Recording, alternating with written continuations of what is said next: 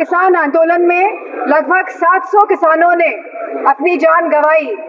जहां उत्तर प्रदेश में भी लखीमपुर खीरी में जहां किसानों को रौंदा गया मंत्री जी के बेटों द्वारा, हम पूछना चाहते हैं सरकार से कि जहां जो 2014 से 22 तक लगभग 1 लाख किसानों ने आत्महत्या की है, तो हम वित्त मंत्री से पूछना चाहते हैं कि प्रधानमंत्री फसल बीमा योजना के तहत कुल किसान लाभ कितना मिला है और कहीं इसमें गिरावट आई है तो कितनी गिरावट आई है। जहां यह कहा गया था कि 2024 तक आप किसान की आय दुगनी कर देंगे, 22 तक किसान की आय दुगनी कर देंगे, और जहां एमएसपी का वादा किया गया था, तो मैं पूछना चाहूंगी कृषि मंत्री से कि आज एग्रीकल्चरल इंफ्रास्ट्रक्चर में कितना बजट या सरकार द्वारा दिया जा रहा है। और जहां खुद प्रधानमंत्री आए थे और उन्होंने वादा किया था कि वो आवारा मवेशियों की समस्या से किसानों को हल दिलाएंगे, निजात दिलाएंगे, तो क्या इस आवारा पशुओं की जो समस्या है जिसकी वजह से आज हमारा देश चौकीदार बन गया है, रात भर सो नहीं पा रहा है, तो क्या कोई प्रावधान बजट में रखा गया है? और अगर किसान की जरूरतमंद जैसी चीजों पर क्या यह सरकार ने कोई भी जीएसटी माफ करी है या खाद में सब्सिडी देने में सरकार कायम रह पाई है?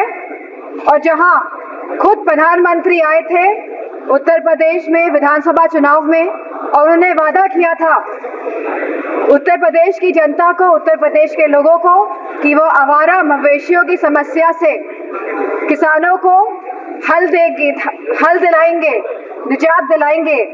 यह सरकार लगातार 1 दशक से किसानों की अवहेलना कर रही है। गांव की अर्थव्यवस्था पूरी तरह चरमरा गई है और इसकी एक बड़ी वजह महंगाई है। और अग्निवीर जैसी योजना ला के इस सरकार ने नौजवानों का, युवाओं का, इस देश की प्रतिष्ठा का सम्मान गिराने का काम किया है। जो बड़े बड़े वादे कर रहे हैं और जो बड़ी बड़ी बातें कर रहे हैं कि हमने बहुत बड़े बड़े एम्स बना लिए हैं, मेडिकल कॉलेजेस बना लिए हैं, लेकिन 100% तरीके से कोई भी मेडिकल कॉलेज या एम्स सुचारू रूप से प्रदेश में नहीं चल पा रहे हैं, क्योंकि भारी डॉक्टर्स की कमी है, नर्सेस की कमी है, टेक्नीशियंस की कमी है। इसी के साथ जो टीचिंग फैकल्टी में भी भारी टीचर्स की कमी है। जो सरकार कुपोषण के बारे में बात कर रही थी, जो भारत को अनीमिया मुक्त बनाने के बारे में बात कर रही थी, तो मैं उनसे कहना चाहूंगी कि आप सभी अपने वादों में विफल हुए हैं। आपने जो वादे करे थे लोगों को, आपने सारे वादे जनता के साथ वो वादों को तोड़ने का काम किया है। जहां आप जीडीपी की बात करते हैं, जहां आप थर्ड इकोनॉमी की बात करते हैं कि हमारा देश तीसरी बड़ी इकोनॉमी बनने जा रहा है, लेकिन वही हमें बात करनी है पर कैपिटा इनकम की, स्टैंडर्ड ऑफ लिविंग की बात करनी है, हमको महंगाई बांधने की बात करनी है, हमको इलाज मुफ्त और सस्ता दिलाने की बात करनी है। सभापति महोदय, आपने मुझे बजट में बोलने का मौका दिया, मैं आपको धन्यवाद देना चाहती हूँ। हमारा देश किसान प्रधान और कृषि प्रधान देश है। अगर हमारे किसान और युवाओं का भविष्य सुनिश्चित नहीं कर पा रहे हैं हम, तो मैं समझती हूँ कहीं ना कहीं हम सब अपने फर्ज से डगमगा रहे हैं। जहाँ वित्त मंत्री ने 9 प्राथमिकताओं की बात करी और कृषि को जहाँ पहला स्थान दिया गया, वही मैं वित्त मंत्री से पूछना चाहती हूँ कि कृषि ग्रामीण अर्थव्यवस्था की वृद्धि दर क्या है। जहां यह कहा गया था कि 2024 तक आप किसान की आय दुगनी कर देंगे, 22 तक किसान की आय दुगनी कर देंगे, और जहां एमएसपी का वादा किया गया था, तो मैं पूछना चाहूंगी कृषि मंत्री से कि आज एग्रीकल्चरल इंफ्रास्ट्रक्चर में कितना बजट या सरकार द्वारा दिया जा रहा है। यूपी को इस बजट के तहत क्या मिला है? क्या एक भी मंडी पिछले 10 सालों में उत्तर प्रदेश में बनी है? और अगर किसान की जरूरतमंद जैसी चीजों पर क्या यह सरकार ने कोई भी जीएसटी माफ करी है या खाद में सब्सिडी देने में यह सरकार कायम रह पाई है? और जहां खुद प्रधानमंत्री आए थे उत्तर प्रदेश में विधानसभा चुनाव में और उन्होंने वादा किया था उत्तर प्रदेश की जनता को, उत्तर प्रदेश के लोगों को, कि वो आवारा मवेशियों की समस्या से किसानों को हल दिलाएंगे, निजात दिलाएंगे।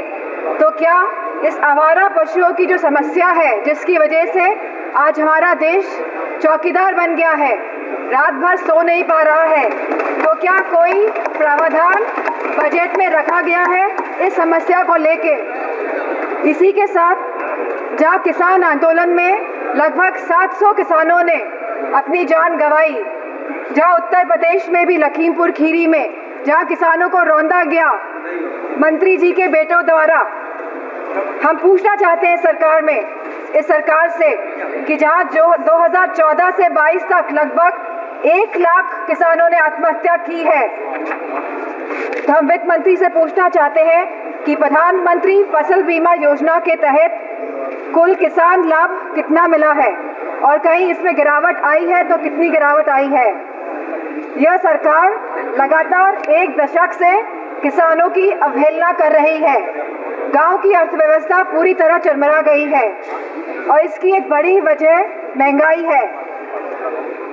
और जहां मनरेगा में इस सरकार ने 89,000 करोड़ का बजट दिया है, तो हमारी मांग है कि कम से कम 100 दिन की वेजेस मनरेगा के तहत लोगों को सुनिश्चित करी जाए और लगभग 20% मनरेगा का बजट बढ़ाया जाए। इसी के साथ शिक्षा बजट में भी लगातार हमारा घट रहा है, जहां यह केवल आज 2.5% है of the total budget spending allocation, और जहां यूनेस्को ने ये बेंचमार्क दिया है कि लगभग यह 4 से 6% तक होना चाहिए, वहीं यूजीसी के फंड्स लगातार घटाए जा रहे हैं और इसको लगभग इस बार 7 से 61% घटा दिया गया है। जहां हम बात करते हैं सस्ती और अच्छी शिक्षा की, वहीं यह सरकार लगातार शिक्षा बजट जो कम कर रही है, तो मैं समझती हूँ इनकी नीयत कहीं साफ नहीं है, मंशा कहीं सही नहीं है हमारे देश के युवाओं के और स्टूडेंट्स के प्रति। वहीं आज हमारे देश का युवा निराश है, जहां निराशा संभव को भी असंभव बना देती है। तो मैं समझती हूँ जो वादे किए गए थे, जो रोजगार को लेके, सरकार पूरी तरह इसमें विफल रही है और लगातार बेरोजगारी दर बढ़ रहा है, जहां आज ये बेरोजगारी दर 9.2% है और जहां महिलाओं का बेरोजगारी दर 18.5% है। तो मैं समझती हूँ लगातार युवाओं का मनोबल गिराने का काम इस सरकार ने किया है और अग्निवीर जैसी योजना ला के इस सरकार ने नौजवानों का, युवाओं का, इस देश की प्रतिष्ठा का सम्मान गिराने का काम किया है।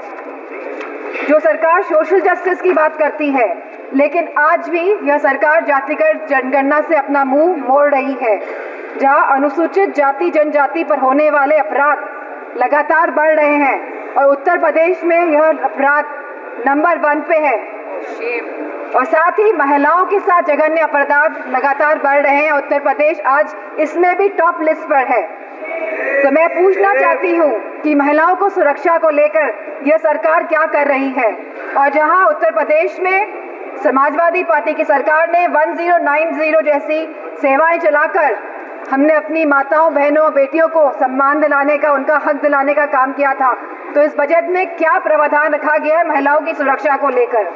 वहीं आज अगर स्वास्थ्य की बात करें तो लगभग 1.9% ऑफ जीडीपी आज का खर्चा ये बजट दे रही है स्वास्थ्य के लिए। स्पीकर महोदय, there is no focus agenda for the healthcare of the country.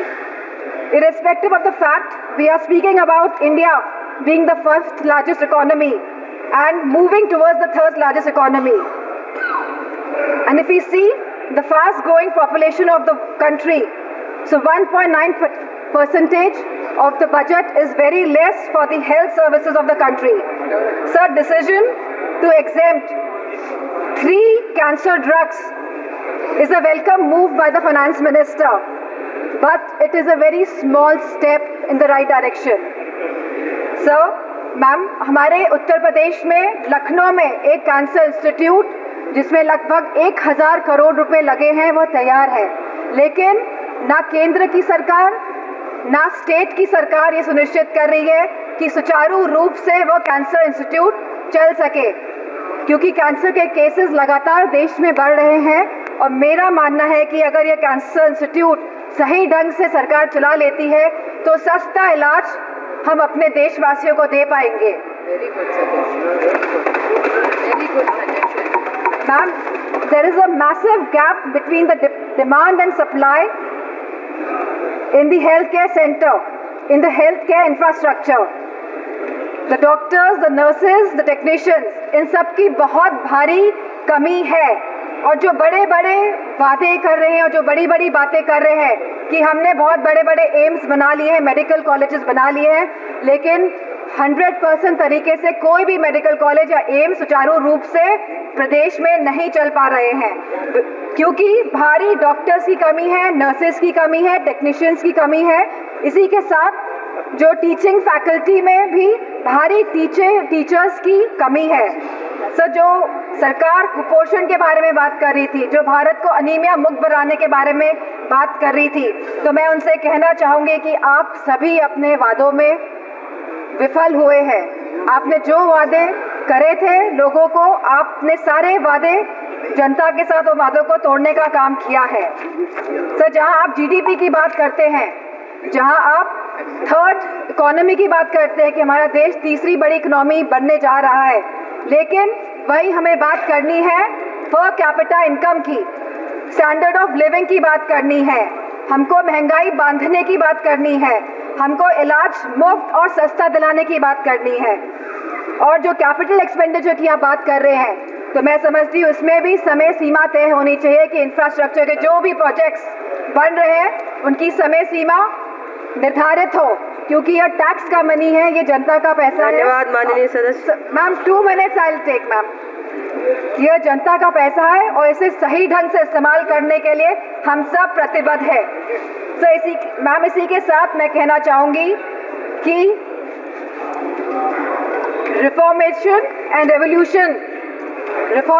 revolutionary changes can come in the country even after 11 years, but the dedication and concentration is required from the government. Nothing can alter the past, but responsible behavior by the government. And I'm not playing a blame game here. I'm saying a responsible behavior is the behavior in which we are responding to the present situation. And if the government plays a responsible behavior, then formative changes can come in the country. Thank you, Speaker.